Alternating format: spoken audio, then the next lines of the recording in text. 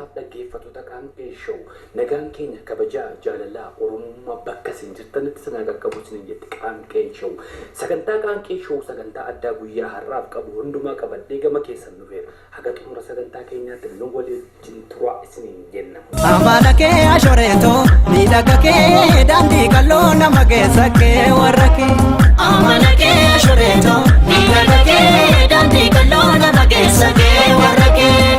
Ilmaan saguu atuwaame amala kee kaaniin kotee kaaniin meesee. Sanyiin facaafne daraaraan amala kee eenyu hamee caqachiise.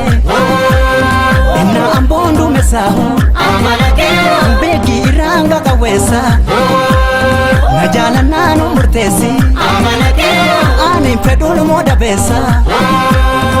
Amala kee waan ofiiko yaa obsa kee shaggarirraa nama baasa kee warra kee. Amala kee waan ofiiko yaa obsa kee shaggarirraa nama baasa kee warra kee. Daawwattoota keenya sagantaa keenya guyyaa muraasa dura darbe irratti waa'ee dhimma konferensii Atlaantaa irratti ta'e irratti keessummaa addaa isiniif qabadhee dhufa namoota sadii dubbisee kan dura carraa argamee gama kootti dhufe isiniin jedhee akkuma ture har'a nama tokko isinii qabadhee dhufe barsiisaa ogeessa seeraa dargaggeessa qeerroo baranaati Henook Gabbisaa Waashingten DC irraa bilbilee dubbisee jira Skype'dhaan Henookiin isiniif qabadhee dhufee jira. Henookiin utuu hin dubbisin dura hiriyaasaa tokkotti Filaadelfiyaatti bilbilee Baatii Asaffaa ayyaana hiriyaa Henook.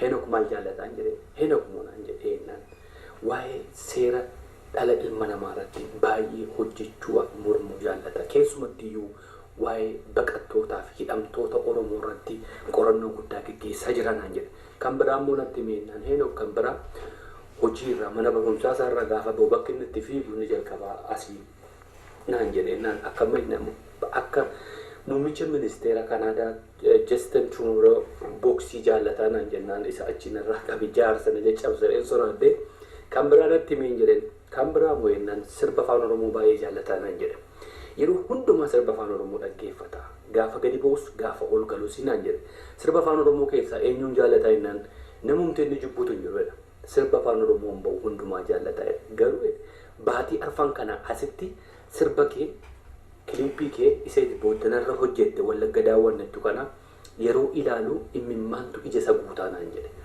maal taate gurbaan kun maal sitti buuse Henook jedhee gaafan gaafadhu lakkii barii barattiin dambii irraa ka'ee magaalaa Gimbii keessa ba'ee gaara abbaa seenaa ol ba'ee gadi bu'ee bishaan dhedheessaan ce'ee arjoo guddattuu irraa mangoo koo bitadhee cuffachaa magaalaa Naqamtee keessa qaxxaamuree tulluu gubbaarraa gudariin gadi ilaalee biyya goototaaf biyya hayyootaa Amboo keessaa akaayii bitadhee cuffachaa biyya seenaa biyya goototaa magaalaa Ginciin daawwadhee Finfinnee dhufeen itti yaadadha naan jedhe.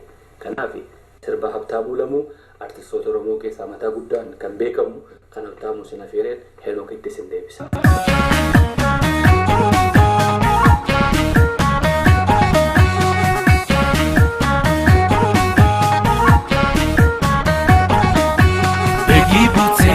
Beegii buutee kuburmaaf hin deemne lafa seenaa maaliif hin daawwanne ganda durra hin shambal goobanaan cootee nyaanna buna galaa darraa keenya baana abdurra hin nama seenaa galma dhugaaf du'e jaalalaaf tokkummaa nuuf qara'e achi kaanee Wallaggaa guutuun waliin daawwanna seenaa dhalootatti dabarsina askummee lagaa yadurbee naqamte ergumaan si argee lubbuun naagamte askummee lagaa durbeen taala gimbi mudhii koo qabaddu asiqiinaan sirbi askummee lagaa yadurbee qeellami eessattan si argaa toona beellami askummee lagaa yadurbee Wallagga takkumaa dhufeetaan ijaan sin argaa.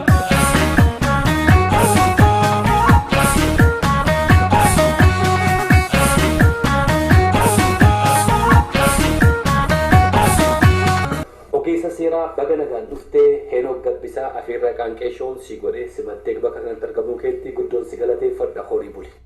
Galatoomi obbo Abdaan. Henook Gabbisaa egaa uummata Oromooti wajjin Henook abaluudha jedhee wal sin barsiisu Oromoon baay'ee si beeka Oromoon si beekuu irra yus darbee miidiyaaleen gurguddaan addunyaas gaaffiif deebii yeroo baay'ee si godhu sin argaa. Ati yoo uummata wajjin wal barsiiste malee uummata wajjin wal si barsiisuu hin qabu. Akkuma kanatti Oromoon hedduu si beeka. Gara gaaffiif deebii keenyaatti dabarra. Henook inni guddaan har'a itti si barbaanne waa'ee dhimma konferensii magaalaa Atlaantaa keessatti torban darbe kana ta'e irratti akkam konferensiin kun bakka yaaddan waan saganteeffattan kaayyoo barbaaddan sana galma geeraa milkaa'inni isaa maal fakkaata? Galatoomi Abtaamuu waa'ee walgahii yookaan immoo kora Atlaantaa kaasuu keetii fi anis fedhii guddaan qaba waa'ee kora kanaa irratti haasa'uudhaa fi gaaffii ati kaasteef galma yookaan kaayyoo qabattaniif bakkaan geessintuu isa jettuu fi deebiin koo eeyyee kaayyoo keenya yookaan immoo kaayyoo Oromoo bakkaan ga'eera jedheen amanaa. Kaayyoo Oromoo bakkaan ga'uu qofaatu hin taane ana akka nama dhuunfaa tokkootti tilmaama koo yookaan immoo expectationii koo darbe wanti Atlaantaatii ta'ee dhugaa dubbachuudhaaf eventii yookaan immoo kora Oromoo gurguddaa irratti hirmaadheeraa ofii kiyyas kora qopheesseeraa. Akka pirezidaantii waldaa qorannoo Oromootti barreen gaddaa kora gurguddaa lamaan qopheessee tokko Londonitti tokko immoo Washington DC'tti. Haa ta'uutii garuu kora akka Atlaantaa kana faayidaaf kaayyoon isaas yookaan immoo bu'uurri isaa iyyuu kan akka waldaa qorannoo irraa adda yoo ta'u malee garuu akka kora Oromoo haga ta'ee jirutti haalli itti gaggeeffamee haalli itti plaandii ta'ee fi akkaataa itti namoonni irratti hirmaatanii mariin achirratti gaggeeffame ana mataa kan koo expectation koo exceed godhe dhuunfaa kiyyatti amalli kiyya yeroo baay'ee badaa excited diin ta'u wantoota kun amala kiyya garuu kun baay'ee excited na godhe akka dhuunfaatti kun kana dhugaama keessuma kootiin dubbadhaa namootni baay'ee dedicated ta'anii nu caalaa bu'aa guddaa yoo hin buusne namoonni nu caalaa irribaaf yeroo isaaniif qarshii isaaniif beekumsa isaanii aarsaa godhanii itti gaafatamummaa guddaa uummanni Oromoo irra kaa'e kana ofitti fudhatanii wanta kana gaafa isaan hojiirra oolchan namni Oromoodhaaf akkas yaadu jiraachuu isaan arge hubadhe namoota kanaan baay'ee isaanii hin beeku argees hin beeku bilbilaan wal beeknaa garuu akkaataa itti namoonni kun kora kana qindeessan gaggeessan akka ragaatti dubbachuu danda'a malee ofii kootti bu'aa iyyuu buusne ani. So gama qophii isaatiirraan ka'ee yoo ilaallu jechuudha baay'ee kaayyoo isaa kan galmaan ga'e jedheen hubadhe arge akkasitti ragaa ba'uu danda'a. Qabiyyee isaatti immoo gara korri kun egaan jalqaba gaafa qindaa'u mariin waa'ee kora kanaa gaafa qabu kaayyoo mataa isaatii galma mataa isaatii qaba. Galmi kun inni jalqabaaf inni guddaan tokko uummata Oromoo nama dhuunfaas haa ta'uu qaama siyaasaa bakka bu'aniis haa ta'uu yookaan community Oromoodhaa haa ta'uu ilaalcha siyaasaa adda addaa kan qaban background yookaan immoo dugda duuba adda addaa kan qaban iddoo hundumaatti bakka hundumaatti walitti fidanii iddoo tokko kaa'anii maali gaaffiin Oromoo maali dantaan Oromoo Oromoon minimum demanding isaa maal ta'uu qaba haala kamiin articulate goona haala kamiin framing goonee biyya lafaatti dabarsuu dandeenya maal nuyi mataan keenya ofii keenya peejii tokkorra jirraa are we on the same page ka jedhu kana cheekii gochuu ilaalu ture kun guutummaa guutuutti kan itti mariin guyyaa sadiitti gaggeeffame marii kana irratti namoonni waliin falmanii yaada jiru bitaadhaaf mirgaa kaasanii ofii isaaniitti namoonni kun waliin beekan randomly iddoo adda addaatti hiramanii kutaa adda addaa keessa ta'anii marii gaggeeffamaa ture.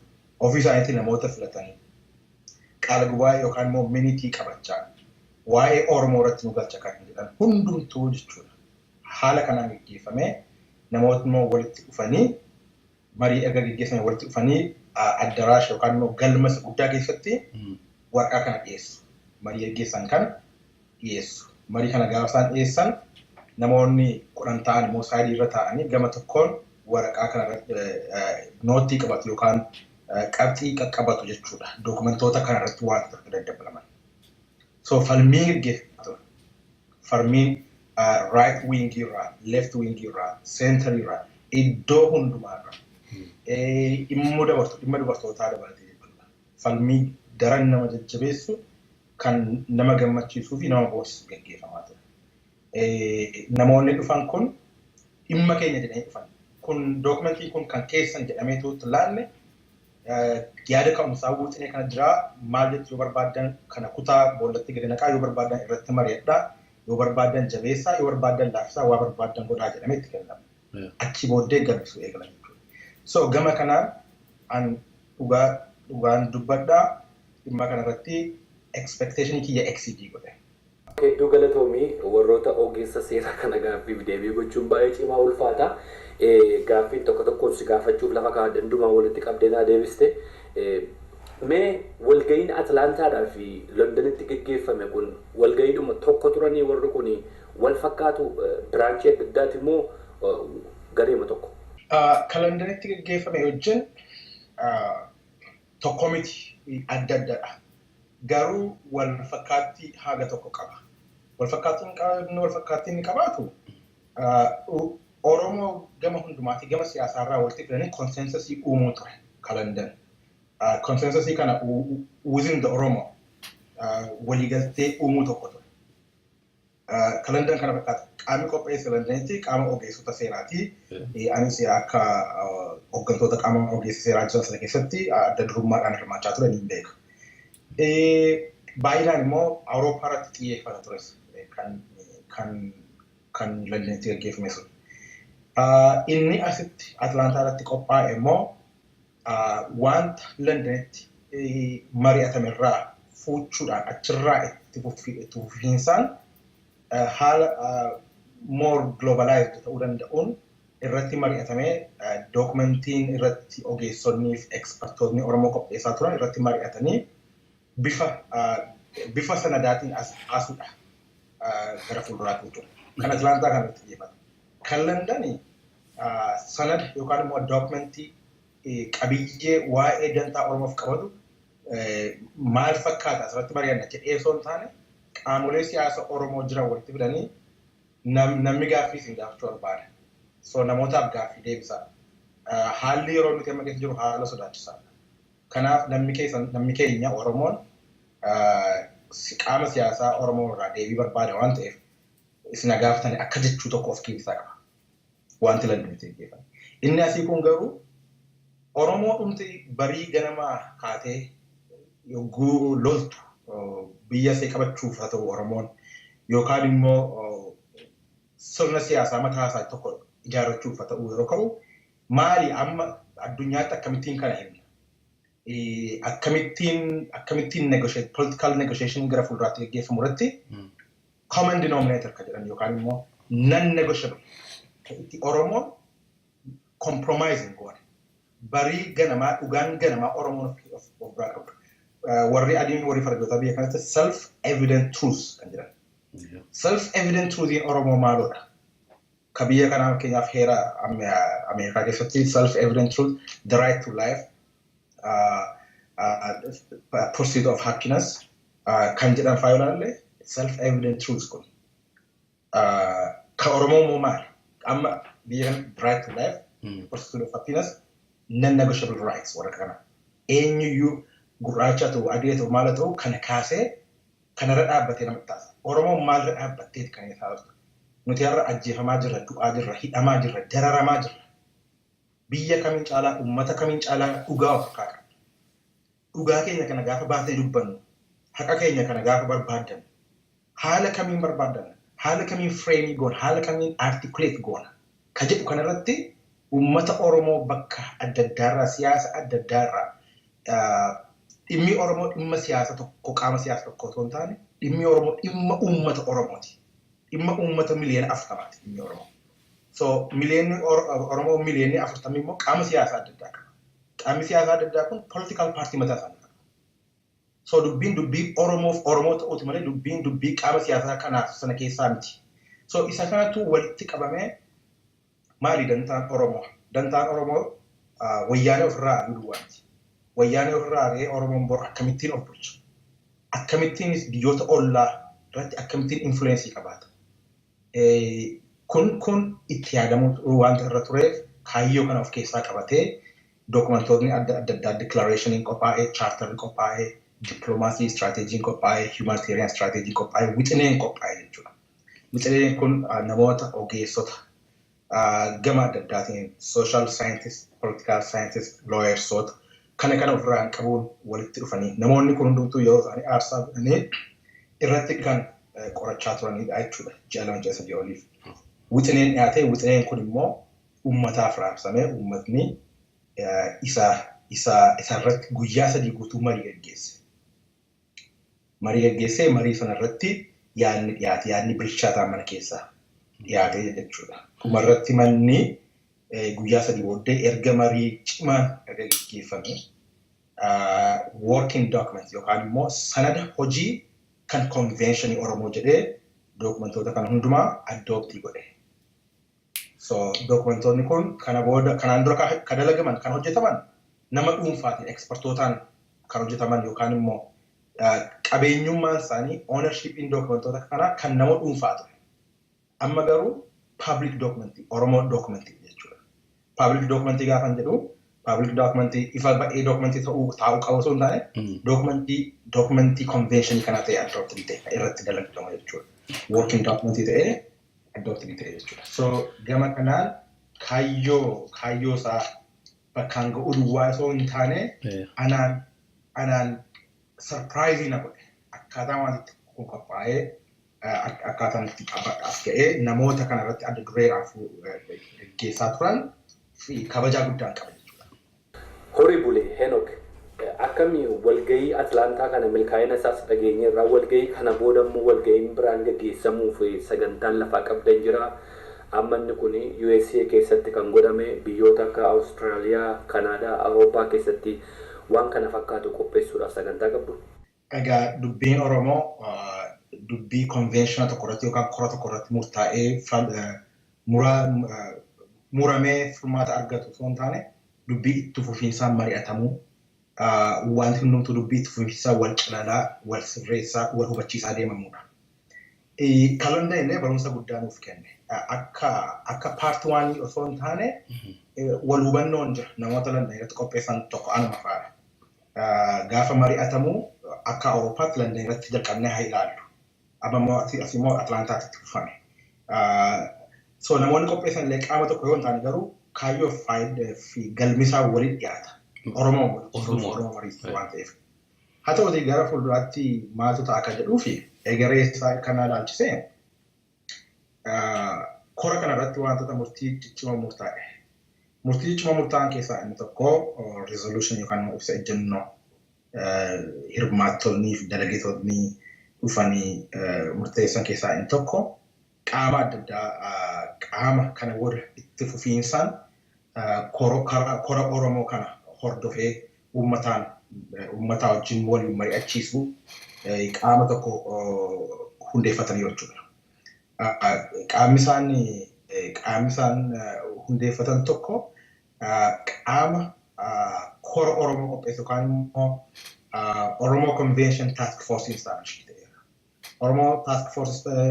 Oromoo Convention Task Force koroota kana booda dhiyaatan yookaan qophaa'an irratti adda durummaadhaan dhimma loojistikii dhimma adda addaa irratti kan itti fufuudha jechuudha. So wanti ta'uu danda'u wanti korri kana booda jiraatu yookaan dhufu yoo jiraate sanadoota yookaan dokumentoota mariin irratti gaggeeffamee yaadii irratti dhiyaatee jiru kana amma hojii irratti eegalaa jirra. Yaadota kana itti dabaluu, include itti gochuu, revise gochuu keessa deddeebinee qorannoo gabaabaa irratti gaggeessine jechuudha. Hojii eegalaa. Hojii kana akka eegalluuf namoonni ekspertoonni adda addaa mana keessaa uummanni kaflate, uummanni kan maandeetii kenneef ekspertoonni adda addaa, ogeessonni adda addaa, ogeessonni hayyuuleen Oromoo bebbeekamoo guddaan kan waggaa 20-30 duranii qorannoo Oromoo gaggeessaa turan kan itti dabalamanidha jechuudha. Kanaan duras kan gaaffii qabaatan yookaan fedhiisaa fi dandeettiisaa akka qabaatan amma illee ofitti waamne ofitti daballee noojin akka isaan hojjetaniif affeerraallee gama kanaan anis dhiyeessuun barbaada asirratti. Namoonni kamiyyuu an fedhiin qaba, dandeettii isaan qaba, ekspertii kanaan qaba, ga'ee ga'umsa kanaan qaba, itti konsubiitii gochuun barbaadan mu jedhu kamiyyuu kora kana quunnamuu danda'a. Dokumentoota kanatti wajjin hojjechuu jechuudha. Kun waamichas ta'uu danda'a kan jechaa jiru. So kan hundumaa walitti qabannee dokumentoota kana gabbisaa irratti hojjechaa jira jechuudha. Irratti hojjennee kora addunyaa Oromoo kan hundumaa hirmaachisu gara yeroo dhiyootti isa ta'uu yeroo dheeraatti ta'uu haala barbaachisummaa isaa irratti qophaa'u irratti wantoonni kun itti dhiyaatanii murtii kan itti argatan ta'uu jechuudha. So kanaan waliigallee adda yaade tokko jechuudha. Ammasitti immoo qophii dokumentoota kana keessa hojiin hojjetaman hojii hedduutu jira. Task forcein adda addaas hundeeffamaniiru. Dippiloomaasii irratti kan hojjetan, humanitarian irratti kan hojjetan, advocacy irratti kan hojjetan hundumtuu riippoortii qabatee as deebi'a jechuudha. Riippoortii qabatee as deebi'a gaafa jedhu itti gaafatamummaa fi amaanaa Oromoo fudhatanii mana deebi'anii rafuu otoo hin taane namni amaanaa Oromoo fudhate maal akka hojjete, maal bu'aa maalii akka buuse riippoortii as qabatee uummatatti deebi'utu irra jira. Yoo kana hin taane ana dabalatee hundi keenya dhimma Oromoo dhiisnee jireenya mataa dhuunfaa keenyatti deebi'uu nurra jira jechuudha. So I think waliigaltee kanatu jira. Sammuu keessa ifatti kan ba'amee kan walitti himamedha kun. So barumsi achirraa nuti barannu tokko qaama Oromootiin socho'uun maqaa Oromootiif qabatanii rafuu duwwaa osoo hin taane uummatni Oromoo uummata du'aa jiruuf, dhumaa jiruuf, dararamaa jiru furmaata barbaada Oromoo. So an guyyaa tokko keessatti Oromoodhaaf maaliif buuse jedhee of gaafachuun irra jira. Hamma danda'ame tattaafachuun irra jira. So isa kanadhaan akka waliigalaatti immoo kora kanarratti wantoonni dalagaman achiis riippoortii an deebi'u yeroo sana bakka nu hubattanii dippiloomaasii irratti akka hojjennuuf kana goonee sana goonee haala uummataaf ifuu danda'utti dippiloomaasii keessa wanti hundumtuu paabliikii ba'ee dubbatamuun sirra hin jiru. Haa ta'utti garuu haala uummataaf ifuu danda'utti wantootni dhiyeessan hin jiraataa. Dokumentoonni kun sanadoonni kun deebi'anii dhufu ammas uummanni irratti mari'ataa achi warra wayirra gahaa jechuudha. Waan tokko dabaluu barbaada kan maa wal qabate. Tole, itti fufi. Adeemsa konveeshiniin kun itti qophaa'ee fi keessumatti immoo adeemsa sanadoota yookaan declarationii fi charteriin itti qophaa'e irratti waa xinnoo keessatti barbaada. Amma agartee wanta dubbachaa ture mammaatti yoo hordofteetta ta'ee qabxiin cimaan tokko adeemsa irra jira mamma. Piroosesiitu gaggeeffamaa jira. Gaaffiin tokko kanaan dura alaa ka'aa ture. Korri kun itti qophaa'e neegaliin dura. Garee muufatee gareen yookaan gaaffii qabu gaaffii isaa bifa adda addaatiin kaasee namoota kora kana qopheessaniin ga'ee mari'atamaa ture. Sooshaal miidiyaa irratti bifa dubbatamaa ture. Miidiyaa adda addaa irratti dubbatamaa ture. Nama hedduus wal dhabsiisteetti. Nama xinnoo keessa walitti buusteetti. Haa ta'uti garuu gaaffiin ka'aa ture akka waliigalaatti maal ture adeemsi kun nama baay'ee hirmaachisu qaba. Gaaffii seera qabeessa gaaffii sirriidha. Nama iddoo hundumaatii walitti fiduu qaba. Gaaffii sirrii gaaffii seera qabeessa dhabu. Wanti tokko garuu korri kun deebii fide asirratti. Deebiin inni dhiyeesse maali? Processing kun happening gochaa jira. The process is happening. So qaamni gaaffii qabu process sana keessa seenuu turre jira. Training sana keessa seenuu danda'u turre jira. Maaliif gaaffii adeemsa ture yoo ta'e adeemsa joinii gochuudha. So adeemsi kun nama baay'ee hirmaachisa kan jedhuuf korri gaafa waamamu namni gaafa dhufan adeemsa kana gaggeessuudhaaf walitti dhufe. So adeemsa kana irratti hirmaachuudha jechuudha. Adeemsa kana irratti immoo hirmaachuun namni hin dhorkan namni dhufuun barbaada mirgan qaba jedhee notify godhee akka dhufu duwwaadha kan himame. Kunis maaliif logistical issuedhaaf bakka taa'umsaa nama barbaaduudhaaf eenyu akka dhufu beekuu qabna ta'e. So adeemsa irra jira jechuudha. Adeemsa kan Oromoon hundumtuu joinii gochuu qabdi. So isee kanan jechuu barbaade. Horii bulee Henook walga'iin Atlaantaatti godhame kun konferensiin Atlaantaatti godhame kun wantoota gaggaarii baay'ee dhageenyerraa waan bareedaa jira. Oromoon walitti dhufee akka Oromootti mari'achuun inni guddaa yeroo jalqabaati. Waan baay'ee irraa baranne hayyoota baay'eetu bakka sanattis argame. Mufiin adda addaas immoo ni jiraata. Mufii sana keessaa tokko inni guddaan waa'een walaloo waltajjii irratti dubbifame. Waa'ee walaloo sana namoonni komii baay'ee immoo isaan dhiyeessaa jiran agarra. Akkam konferensii suniif walaloon sun walitti hidhata qaba wal fakkaata. Dhugaa dubbachuu fi gaafa walaloo sanaa mana sana keessan turanii akka carraa ta'ee walaloon kun akka waliigalaatti waa tokko jechuu barbaada. Walaloon dhiyaate walaloo nama dhuunfaadhaan dhiyaatedha. Walaloon kun nama haa kabajuu or nama haa miidhuu yookaan nama haa arrabsuu waa barbaade haa ta'u walaloon kun walaloo nama dhuunfaati. Walaloo kora kanaa miti. Walaloo kora Atlantaa miti walaloon kun. Namni immoo bifa adda addaatiin yaada isaa express gochuu danda'a. Bifa walalootiin bifa adda addaatiin inni kaan alaabaa biyya kamii gubee yaada isaa express gochuu danda'a. Biyya kanatti alaabaa Ameerikaa yoo gubde freedom of expressionidha. Kan manni murtii waliigala biyya kanaa kan itti protect godhu. Kun uummatuma keessa waanta jirudha. Haa ta'uutii garuu walaloo irratti dhiyaate walaloo nama dhuunfaati. Eenyu akka ta'e an dhugaadha. Nama sana dhuunfaadhaan an beeku haa ta'uutii garuu walaloo ni dhiyeesse kun walaloo dhuunfaati. Kan korri kun walaloo kora kanaa miti jechuudha.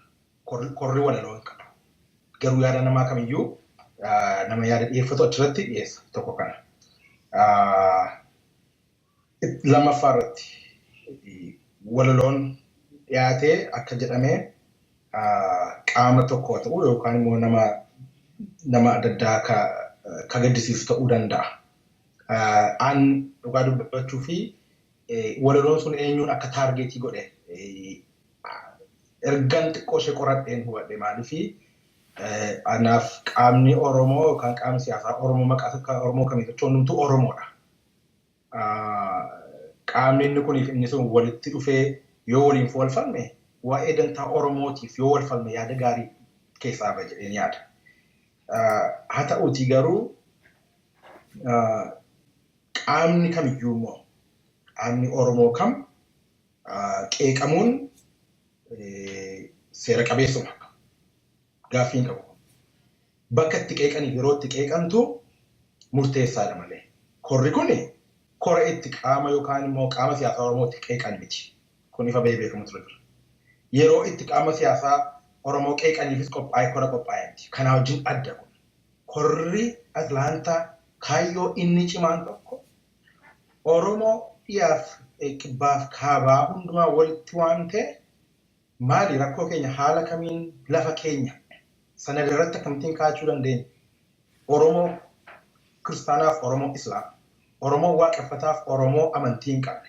Oromoo amantii qabu Oromoo amantii hin qabne. Qaama iddoo hundumaa irratti ulfatanii maali kan jedhu sana mari'achuudha. Kan kun qaama siyaasaa hundumaa ilaallata. Abbootii amantii hundumaa ilaallata. Namoota amantii hundumaa ilaallata. Namoota amantii hin qabne ilaallata.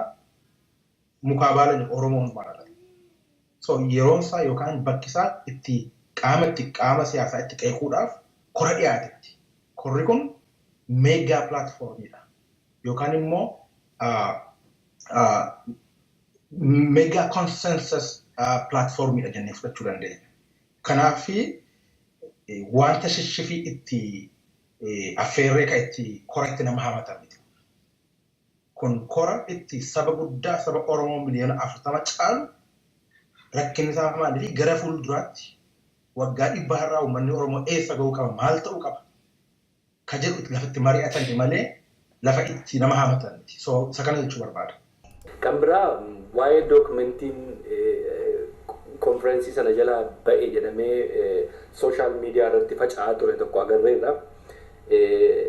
Kanallee egaa warri waliin hojjetan yeroo baay'ee deebii kennaniiru. Mee waa'ee kanaarraa gama keetiin afaan keerraa waa dhaga'uun barbaada. Kora sana keessaa dookumentiin ba'e yookaan korri sun dookumentii addooptii godhe paabliikii keessan jiru dookumentii kamiyyuu. Dokumentiin liikdii ta'e yookaan dhoksaadhaan ba'e dokumentiin jedhame dokumentii kora sanaa miti. Kana jala anis kooligoonni keenya dubbataniiru anis jala muree irra deebi'een dubbadha. Dokumentii kora sanaa miti. Dokumentiin sun nama dhuunfaa haa ta'u, diina Oromoo haa ta'u, wayyaanee haa ta'u, OPDO haa ta'u, maal haa ta'u, eenyu akka qopheesse abbaa qopheessetu beeka. Garuu kora kanaan dokumentii dhiyaates miti, kora kanaan dokumentii qophaa'es miti. So wanti liigdii ta'e hin jiru jechuudha as keessatti. Dokumentii kana abbaan yoo qopheesse yookaan qaamni qopheesse mysterious haa ta'uu dhiisuu sanumatu beeka jechuudha. Garuu wanti dhugaan tokko kun dokumentii kora sanaas miti. So isa kanaaf kana gabaabumatti akkasumatti bira darbuudha. Maali liikii gochuu maaltu barbaachisa dokumentii kana yoo dokumentoonni ba'an yoo jiraate ifa baasuu hin danda'ama yoo barbaachisaa ta'e yeroo isaa gaafa ga'uu fi bakki isaa gaafa ga'u. So kun kan kora sanaa miti isee kana jechuu barbaada gabaabaatti. Ani immoo yoo aareen ture maqaa gochi keessaa dhabeennaa fi waardiyaadhumallee taate waan tokko maaliif naan laanne jedheen egaa Enook. Kan hin argine siin dubbisne garuu maqaan koo keessa jira jechuun dhagee. Akkee jira. Garuu it's okay. I don't know. Dabdabbee isaa. Yeroo isaas hin qabu hin laanne. Haa ta'u dabdabbee abbaa beekataa jedhaman guddoon biyya keenya. Enook waa'ee konferensii Atlaantaa irraa hammana ergii jenne hedduun si galateeffadhaa horii bulii gaaffii quubsaa deebii quubsaa nuu kennaa jirta. Kan biraa immoo inni gadi fageenyaan yeroo baay'ee hidhamtoota Qilintoo, hidhamtoota Oromoo kan warroota akka Baqqalee Garbaa fa'aatii wajjin jiran, warroota garee isaanii wajjin jiran kanarratti yeroo baay'ee gama keetiin waan baay'ee dhageenya. Mee waa'ee sanarraa haalli isaan ammarra jiran maal fakkaata? Waa'ee Baqqalee Garbaa irratti gama seeraa isaa ilaalchisee haga tokko hamma yeroon kun ayyamee fi beekumsi koo hamma naayyame waa tokko qorannoo dhuunfaa walii walqabatee waa tokko gaggeessaa. Sana keessatti wanti bare yookaan immoo wanta lama jira dhimma kanarratti gaaffiitamuu naa kaasee. Inni jalqabaa yeroo dhiyoo tokko sanada yookaan immoo informationii achi biyya sana keessaa kan naga'e tokko informationii amansiisaa kan itti amanu anis kan verify godhee bira ga'e tokko dhugaa kan ta'e ba'ee jira. Information kun waa'ee Qilintoo prison yookaan immoo waa'ee gubannaa mana hidhaa Qilintoo dubbata. Maaliif akka gubaatiin ibiddaa kun maaliif akka ka'e faayidaan isaa maal akka ta'e mootummaan maal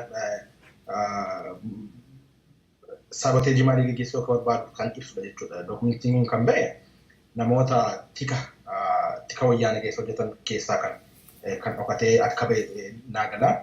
Achirratti obbo Baqqalaa Garbaa ajjeesisuudhaaf yookaan immoo dhabamsiisuudhaaf maaliif sammuu wayyaanee keessaa amma yeroo ammaatti kan jiru mataa dhukkubbii ka'ee kan itti jiru rakkina biyya sanarratti gaggeessaa kan jiru Baqqalaa Garbaatti jettee waan yaaddu funyaaneen tarii nama kana dhabamsiisuuni deebii nuu kenna, furmaata nuu kenna. Gaaffii Oromoo isa waggaa hedduudhaan ka'e kana dhabamsiisaa irraanfachiisaa jedhu irraan kaatee nutti fakkaata. Isa kana Baqqalaa Garbaa dismiss gochuu, eradicate gochuu yookaan immoo remove gochuu akka filannoo tokkotti lafa kaa'an. Kun paartii poolisii TPLF kun ifatti kan beekamu. Oromoon kan hundumaa hamma makkanni quba qabatu yookaan hamma makkanni awweekanii ta'ee jiru hin beeku. Garuu poolisiin siyaasaa yookaan immoo tarsiimoon qaama siyaasaa wayyaanee Baqqalaa Garbaa remove gochuudha. Kun wanta murtaa'eedha internal. So amma security apparatus yookaan immoo tiki wayyaanee wayyaanee waan isaa irratti hojjechaa jiran Baqqalaa Garbaa dhabamsiisuun hojii salphaa miti. Political implication yookaan immoo political fallout guddaa qaba. Isa kana haala kamiin haala inni dhugaa fakkaatuun akkamitti obbo Baqqalaa Garbaa dhabamsiisuu dandeenya isa jedhu irratti mataa dhukkubaa jiru. Dokumentii peejii 8 an of biraa qabu kan bare kan hubachuudha. Haala ittiin haala dhugaa fakkeessan durii obbo Baqqalaa Garbaa akka inni itti dhugaa fakkaatu irratti yaadanii yaada fakkeessuu dadhaban. Kana irratti hojjechaa jiru. Oromoon kana hammam beekee hammam irraa ka'ee kana hordofaa jira gama kanaas yaada kan dabarfachuu barbaada. Baay'ee kan nama gaddisiisuu fi baay'ee kan garaa nama raasu wanti nama kanarratti fakkii jiru. Namni kun jireenya isaaf, maatii isaaf, ijoollee isaa uummata Oromootiif nama aarsaa nama hayyuu beekaadha. Hayyuu siyaasaatii, hayyuu waan adda addaati. So kana isa kanan asiin yaada koo lafa kaa'uu barbaada. So kana inni lammaffaan adeemsa mana murtii isaa irratti kaleessa mana murtiitti dhiyaatanii himannaan shororkeessummaa irratti dhiyaatee himannaa irratti dhiyaate kana nama 22 isaan obbo Baqqalaa Garbaatiif warra kaan himannaa irratti dhiyaate kana irratti mana murtiitti dhiyaatanii abbaan alangaa gaaffii gaafate yookaan immoo mooshinii tokko geggeesse. Mooshinii inni irratti godhe abbaan alangaa kana booda dhimmi obbo Baqqalaa Garbaafaa baayikaameraaliidhaan akka ilaalamu. Baayikaameraal jechuun manni murtii cufamee closed proceeding kan jedhan. Adeemsa yookaan immoo trialii addacha cufaa akka geggeeffamu. Uummataaf osoo hin banamin addacha banaadhaan addacha cufaa irratti kan geggeeffamu gaafatee ture. Gaaffii sunis gaaffii sobaati.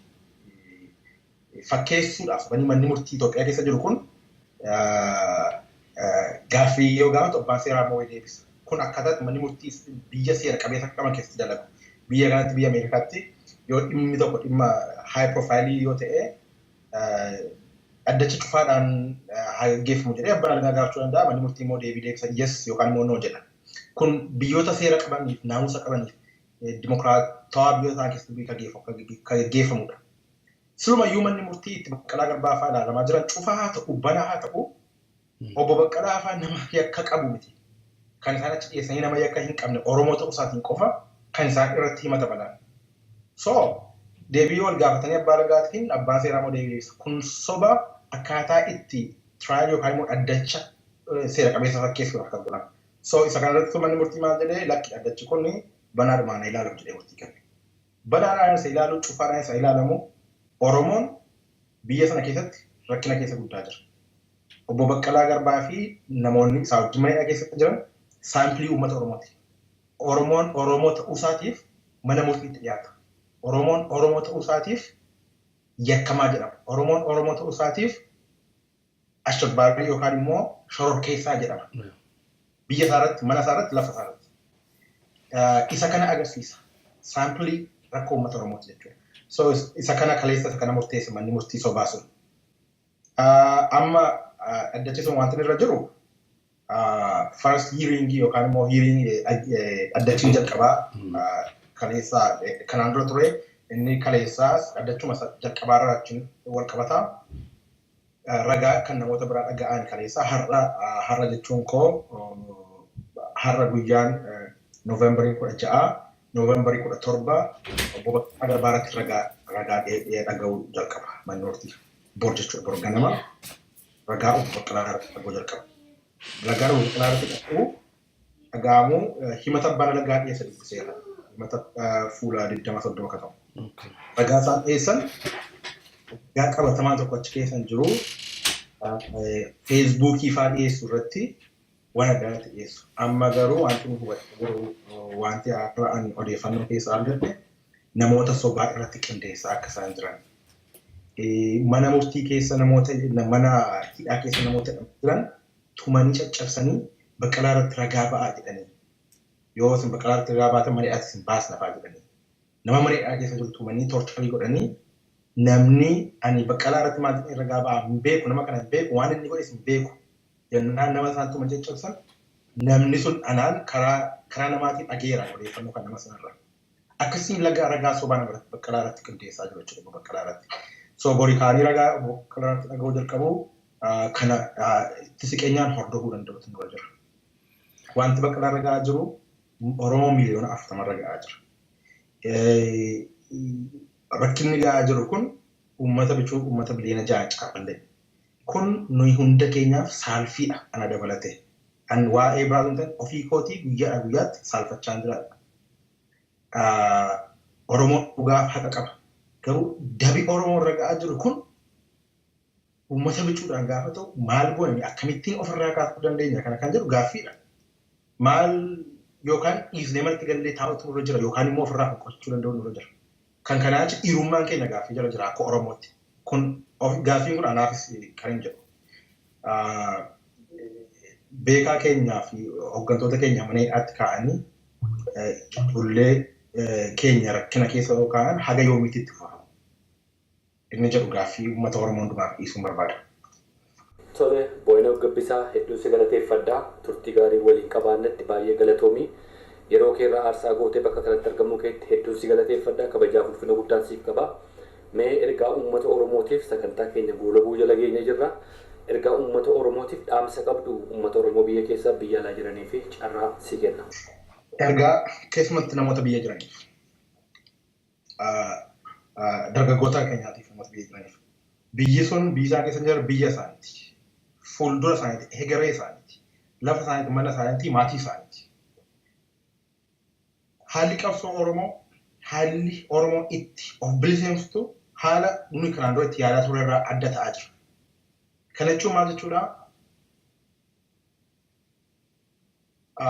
Public self-defense irra jira Oromoo. Public self-defense jechuun uummatatu ofirraa ittisaa jira. Ofirraa ittisuu kana keessatti Oromoon hundumtuu ga'ee mataa isaatii qaba. Garbummaa keessaa of baasuu jechuudha. Gara wal dhabummaatti of geessuu irratti. Kanaaf abdii fi risoorsii jiru hundumaa ofirraa ka'anii ilaalu. Namni anaan bilisa kan na baasu ofii kiyya bilisa of baasuu irra jira. Jalqaba saayikooloojii kiyya yookaan xiinsammuu kiyya bilisa of baasee fiizikaalii immoo ofirraa lola, ofirraa ittisa. Kanaaf dargaggoo fi uummanni Oromoo biyya jiru biyyi kan isaaniiti, lafti kan isaaniiti. Kan itti jiraatuuf kan irra jiraatuuf isaani. Osoo waan tokko hin eegin ofii bilisa of baasuuf of gurmeessuudhaan. Wayyaaneen har'a akkasitiin uummata Oromoo taphatu nama 7 ta'anii of gurmeessanii bosona seenan.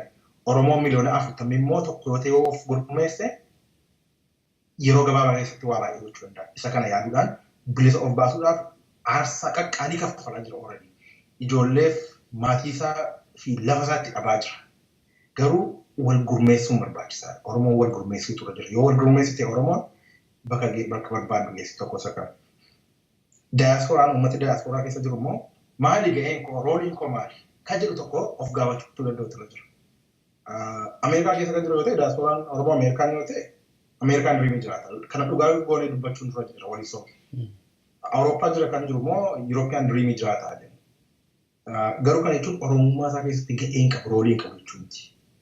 Rooliin itti qabu ideological roolii tun taane supporting role qabaata. Supporting role kana irratti effectively seeraan naamusaan contribute gochuu tura jira.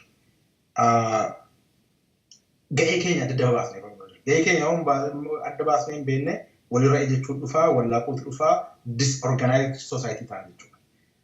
So isee makanan dabarfachuu yaade Oromoon beekamaa galgala namni akka dhuunfaa isaatti of gaafatu an maaliin gochuu danda'a Oromoodhaaf kan jedhu of gaafadhee maaliin immoo gochaa jira kan jedhu yoo of gaafanne Oromoon hundi yoo kan of gaafate tarii kun walitti qabamtee walitti coccoramtee waa tokko tachi keessaa ba'a. Isuma kana jechuun barbaadaa itti dabalataan kora gara fuulduraatti dhufaa jiru. Kana hundumaa dokumentoota qophaa'aa jiran namni fedhii qabdan namoonni asirratti hirmaachuu fedhii qabdan akka nu quunnamtan anas dhuunfaanis ta'u namoota kora sana qopheessanis ta'u weebsaayitiin kora sanaa jira akka itti hirmaatan hundumtu akka itti hirmaatu Oromoon bitaa mirgaa Oromoon eessa jiru akka itti hirmaatu waamicha gochuu barbaada gama kanaan akka Henokitti akka dhuunfaatti waamicha gochuu barbaada jechuudha. Henook Gabbisaa hedduu si galateeffadhaa maqaa uummata Oromootiif daawwattoota Qaanqee Showtiin yeroo gaarii waliin qabaanne hundumaatti ulfaadhu gara fuulduraatti immoo sagantaa wal fakkaatu walitti deebina nagaaf naan jiraadhu horii bulii waan jalqabdan jabaadhaatti fufaa Qaanqee Show Abdaamuun Lamuus isin cinaa jirra. Ayyee nagaatti afaan kiyya. Abbaan simbirree du'ee kaasiibi leennamaan rabsa kaasiibi leennamaan rabsa. Sayyootaan cootee nyaatee suuciike leenna darbata kachiike leenna darbata. Bishaan bira kan barreetiin feetune dhaggeetu bishaan qaba akka baasiin ceetune yommuu gorraan gootanii garreen deegaaru yommuu bobaaraafanii laftoo namaan baari'u beekottume. As come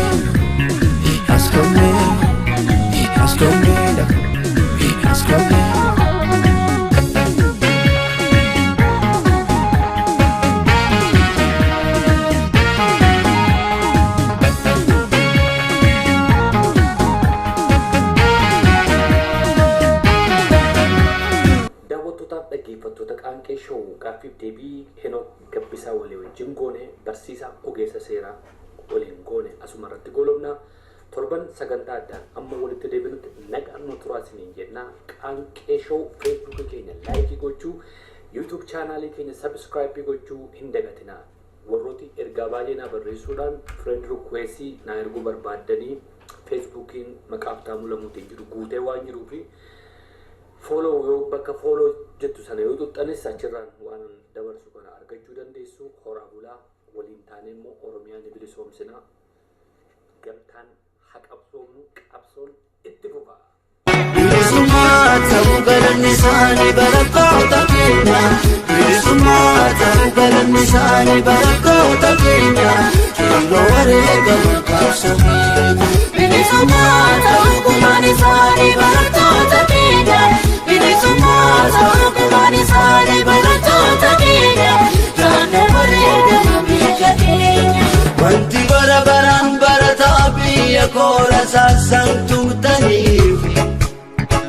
Akka lammii koo beekumsaan dammaqee gabrummaa jalaan baane. Beela keenyaaf hin dhimmamatanii quufni keenya maaffisin dhibaa. Mirga namummaa keenya nu sarbitanii yoo dubbanne maaffisin dhibaa. Dhiigni qulqulluun dhangala'ee magaalaa Finfinnee walakkaan odaa biqilche. Arguuf jiraannaa waliin seerri baagada addunyaaf